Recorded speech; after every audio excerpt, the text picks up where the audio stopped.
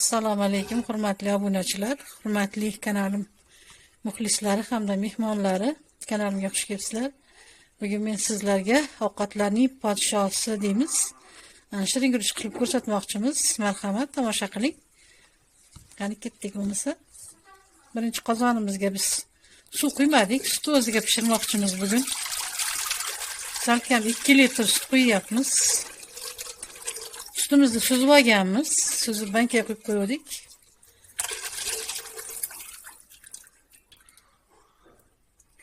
Guruchimizni yuvib oldik, tayyor qilib, endi qozonga solamiz.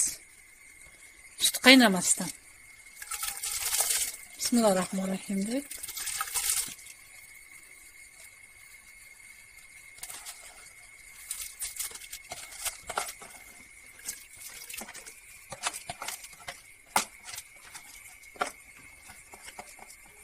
Guruchni sovib oldik. Endi bir qo'zg'ab qo'yamiz. Olov baland turibdi. Bir qaynasa, sal pasaytirib qo'yamiz. Qopqog'ini yopib qo'yamiz, tezroq qaynashi uchun. Mana sut bilan guruchimiz qaynab chiqdi. Sekin endi olovini pasaytirib qo'ysak ham bo'ladi. Tuzini solmay turamiz. Chunki sutni tarkibini buzib yuborishi mumkin. Tuz keyinroq solamiz. Erib ketishi mumkin. Tagini qo'zg'ab turamiz orada, chunki suvga pishirib olmadik, sut o'ziga. Tuzini solib qo'yamiz. Tapga qarab, yana bir ko'rib qo'yamiz orada. Bir aralashtirib qo'yamiz.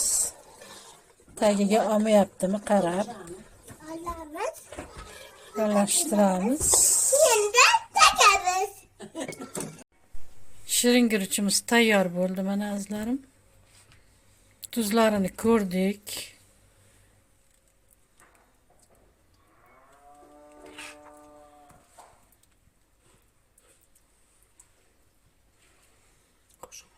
Yuzasiga toplyonni masladan, ya'ni sariyog'lardan quyib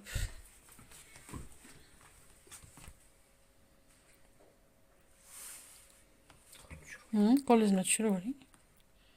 Ana shunday qilib, ana. O'zini issig'i bilan erib ketaveradi sariyog'. Mana azizlarim, shirin guruchimiz ham tayyor. Agar tayyorlash jarayonimiz sizga ma'qul bo'lgan bo'lsa, albatta like bosib qo'yasiz. Obuna bo'lib qo'yishni unutmang. Allohga omonatsiz, o'zingizni ehtiyot qiling. Yanagi video roliklar orqali uchrashguncha xayr, salomat bo'ling.